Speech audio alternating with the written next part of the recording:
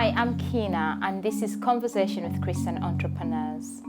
In just a few moments, I will be talking to an entrepreneur whose mission statement for their company is empowering people to deliver engineering excellence. Welcome, Matthew. Tell us about your company. My company Yes. is called Signet Group. The main core of our business is making machines for making fibres and then processing those fibres into products. The one you'd be most familiar with is carbon fibre. But we make the equipment to make the carbon fibres, whether that's a bike, if you can see that one up there, or automotive industry now is going towards carbon fibre in mainstream cars, and it's already been in military and aerospace for many years. How long have you had the company? It's a family company. It was founded in my bedroom in 1974. As a little kid, I can still remember being moved out by my parents, so a drawing board could go in for my father. And the business started with mum and dad and a friend of theirs all those years ago. Matthew, in your mission statement, you talk about empowering people. What is that all about? A business is all about people. I mean, we as a business, the business we have, we're an engineering business. We solve problems for our customers and then provide the machines. And it's bespoke solutions around a theme of expertise. So the theme is we understand, I say, fibres, but each customer has a different need, and each, I say, country, we sell globally. So we, for a relatively small business in the northwest of the UK, 98% of our business is overseas, and we are truly global. And the only way I can see us, I see, being successful and achieving what we can achieve is by empowering people, and it's by giving them the freedom to be everything they're able to be, but the parameters that allow them to operate safely for both themselves and the business. Matthew, from the last time I interviewed you, you're now saying you view business in a different way. How? It's been a really interesting last few years, because in May 2016, I had a cardiac arrest while I was out cycling. And here, and I believe by the grace of God, I am still alive, because the guy that was driving past when I actually had the cardiac arrest and fell off the bike saw me fall and was a consultant anaesthetist and knew it wasn't a cycling accident, and he stopped, and he was going to play golf with his young son, and he said, I knew that you had a problem that wasn't cycling. I had to stop. And by him stopping, he was able to manage the situation and make sure the right things were done in terms of someone get a helicopter to airlift me out, someone else to get hold of paramedics and a defibrillator, and someone to carry out CPR from literally the moment I fell until they could get a defibrillator to me. And talking with the guys that did the CPR, they said, there you are, there's blood coming out of your ears, your mouth, you're just in a real mess, Matthew. You've got broken leg, hip, chest, everything. What do we do? And he said, when we started giving CPR, we could feel the bones cracking under our hands. He said, as I pushed, the bones were just cracking. And he said, I just wouldn't have carried on unless I had someone there saying, just keep going. Doesn't matter, he's dead, so just keep going. And he said, to have that confidence that for 12 minutes or so, to just keep doing it when he could feel me cracking under him. He said he just, in the heat of the moment, just wouldn't have felt right, but wouldn't have known what to do. And I say, I'm sure the Lord had his hand on the whole situation, because here I am, and heart-wise, I mean, great nick, but the big one's brain injury, and that's, I think miraculous. That is amazing. That is amazing. You are well. 2 years later, you're talking to us. And Matthew, so now you're back in business. Yeah. Is it the same? What has changed? No, I think everything's changed, Kina. From a mental side, as part of the brain injury, I've had complete memory loss back to 2010. and I've had partial memory loss, so 50-60% back to 2000, and then it gets better as we go further back. What that's done is it's given me an opportunity to come back into my business and look at it with, I say, fresh eyes, but without knowing, I say, the recent stuff. And I'm convinced that the Lord wants me in business, and I'm doing it. I say I'm doing it differently, and I think business has it definitely has a different role in my life now, and I think that's right, and I think that's what the Lord wants, because I think before I was leading it as a Christian businessman, but from being totally honest, I think it was a bit out of proportion in terms of, I say, how important the business was to me and the success of the business in terms of my self-worth and my value that I gave myself, and therefore it led me to, I say, probably not do it wrong, but in the whole of life, for it to be just out of kilter. And now it's I say the Lord's helped me to get, I say, my life balanced in a much better way, and has really used the, I say, journey, but the last 2.5 years to, I say, to work on me very gently but very firmly as a father. When we last met, I would have said, I'm a strong Christian, I've got a strong faith. But that faith was a mental faith in terms of, I know I'd made the decision early 90s on an Alpha course that I believed the Lord was, weighing it all up, believed the Lord was right, was real, and therefore I was going to become a Christian. But I'd made the decision that I believed. And what happened in August of 2016, so the cardiac arrest ended May, I got out of rehab early August. And I was really struggling to decision make. I just couldn't make a decision. So if you said, do you want tea or coffee for a drink, how would I know which one to choose? And that was across everything, every decision in life. And the Lord gave me a very simple way of, say, decision making, but also very simple what's important in life. And what he said to me is, the only thing that's important, Matthew, is relationships. And at the top of your, and I call it my tower of relationships, but at the top of that, Matthew, is your relationship with me. So my relationship with the Lord is top of my tower. It's the most important thing in my life. And everything I do has to either enhance that relationship or at worst be neutral to it. But anything else, just not an option.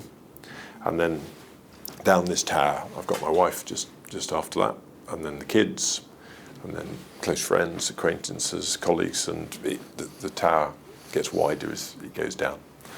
But the decision making is at every level. For that level, everything I do has to be, I say, beneficial or at worst neutral to that relationship person. But it can't be worse than neutral for anything above. So it allowed me early on to know how to behave in a way that was pleasing to the Lord. And then the Lord said, your tower's got 3 guy ropes, and the guy ropes are to support your life of relationships. But they need to be appropriately positioned, tensioned, and of the right size. And those 3 guy ropes, Matthew, are your health, fitness, mental and physical, your work, as in, say, paid work, so in my case, Signet, and then other activities that you get involved in. And all these 3 areas are there purely to support and strengthen the tower, especially if it gets buffeted.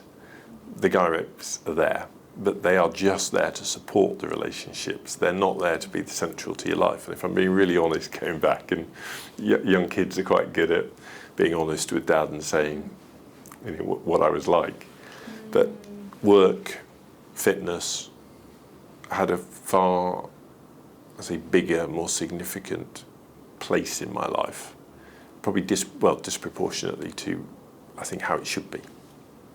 But I justified it, and I used self-justification a lot. So as well as being a reasonably good salesman for some of our machines that we made, I was quite good at selling to myself my behaviours, what I did as acceptable, because, well, obviously I'm not doing this, so what I'm doing is acceptable. Whereas in reality, I don't think it was as the Lord really wanted me to be living.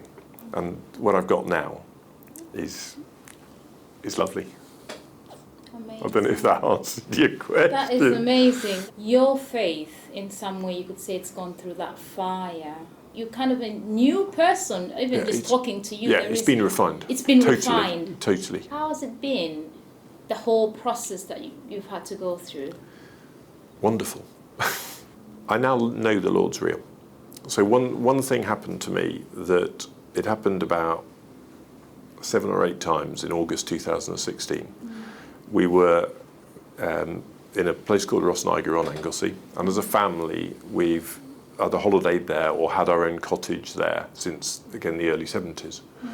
And we were out there in August, and as I'd mentioned earlier, I was struggling with, I say, decision making and sort of, I say, just coping with life. And going back there was an awful, I say, a lot of people that wanted to see me. I knew a lot of people, and it was a real challenge because there was a lot of, I say, different things coming at me to process and cope with. I say, any time I went out the door and walked down the beach. And I was having to sleep at the time 2 or 3 times a day. Normally twice, but occasionally 3 times, just to get through the day. And this was, I say, proper sleep, go to bed and absolutely out. And I was going to bed and I was just turning around to the Lord and going, basically, Lord, help me. And for this period, when I think it's just in so much need, I can only describe it as if you've got a little kid that you can't rationalise with, that they're just, I say, distressed. As a father, you pick them up in your arms and you hold them to you. And the Lord did that to me. And I had the feeling of fingers on my upper arms holding me. And I had the tightness of an embrace, as in his arms were around me and he was holding me in his hands. And basically, I've got you. And there was nothing else. And it allowed me just to go to sleep in complete comfort that I was held and I was safe.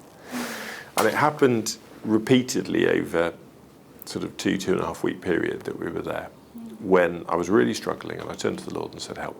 I don't know what to pray, Lord. I don't know which way to turn. Just help me, Lord. And I got held. What it gave me was absolute surety that God is real. And knowing that God is real just gave me a big shift in, I say, my whole perspective. I talk about it living to par. And you ever play golf? A little bit. Okay, we're probably similar. Rich is the expert, is he? Yeah. Well, I have played. I'm awful at it. But I do know that if you play a hole as it's designed to be played, you should play it to par. And PAR, again, is, I say, what the Lord gave me. But it's the P for perspective. And it was, Matthew, keep your perspective right. Perspective is the tower that I talked about earlier. A is appreciation, and this whole episode has given me an appreciation for, say, the basics in life that I'm ashamed in a way to say I took for granted. But I took for granted that I would wake up in the morning. I took for granted that I would be able to get out of bed. I took for granted that I would have been sleeping in a bed. I took for granted that I could walk out of my bedroom door, go down the stairs, I could walk into a kitchen, I could put fresh water in this thing on the unit called a kettle, I could boil it, I could get fresh milk out of a cupboard that was actually cold and make a cup of tea. And then I know I've done this for many years, got up in the morning, gone and made tea for my wife, but I don't think I've ever appreciated the fact that I could. And then I was able to pick up 2 mugs, and I clearly remember this because it was August 16. We were at home, and I was able to pick up 2 mugs of tea. They were full, insensibly full, and I was able to carry them upstairs without spilling them. Now, I don't think I've ever appreciated being able to do that. I just assumed, of course you can do it. But it had been taken away from me and then given back to me. And then I went into my bedroom, put my cup of tea down by my side of the bed, but then I could go round, put my wife's cup of tea down her side of the bed, and I'm like, wow, there's a woman in my bed. It's my wife. She's beautiful. Wow. I took her for granted. We've just had our 25th wedding anniversary, but did I appreciate every morning that she was there, that she was my wife? And that appreciation for the basics, everything I've just related there, is probably something that, say, a significant number of people in this country can have or do have every day. And I know I had, but did I appreciate it? No, I took it for granted. Wanted more, I wanted this, but I get that every morning, and still every single morning when I wake up, the appreciation of everything I've just talked about sets my day off. And setting my day off like that, it's like, wow.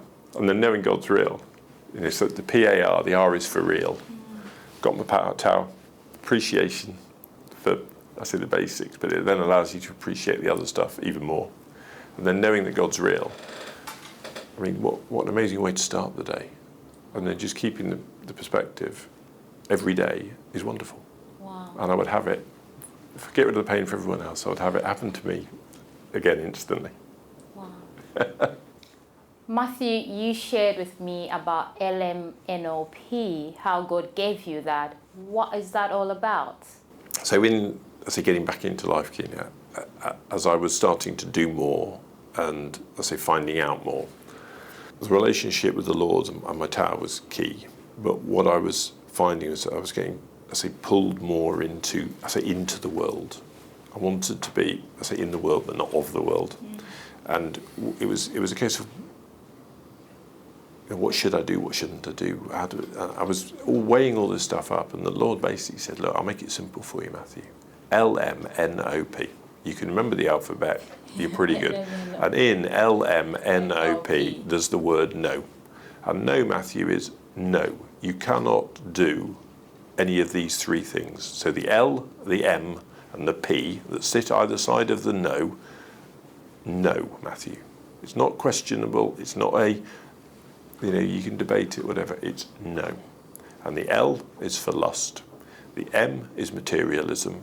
And the P is for pride. And there is a link between all of them. But the big E for me, and he still keeps, putting it in front of me with, I've already told you, Matthew, how you need to behave and what you need to do. But the big E for me has really been the pride. And that's closely linked with the lust. But it's wanting things my way. It's thinking I know better. Thinking that I'm right. And the Lord's going, no. Don't we behave like that, Matthew? That's not what it's about. That's not what life's about. That's not what I want for you. And that's the early steps in a journey that will go on for the rest of my life. And whether that's the next 5 years or the next 50 years, that's down to the Lord. But my aim is to keep mentally fit and well, so it can be as long as He wants. Matthew, thank you so much. That was just amazing, hearing your journey, your faith, how you integrate with your faith. That was just amazing. And thank you, and just God bless you and continue to guide you and draw you closer to Himself. Thank you. Thank you, Kina. Thank you for watching. This is Conversation with Christian Entrepreneurs. If you want to find out more, please visit our website, faithandbusiness.org. Bye for now.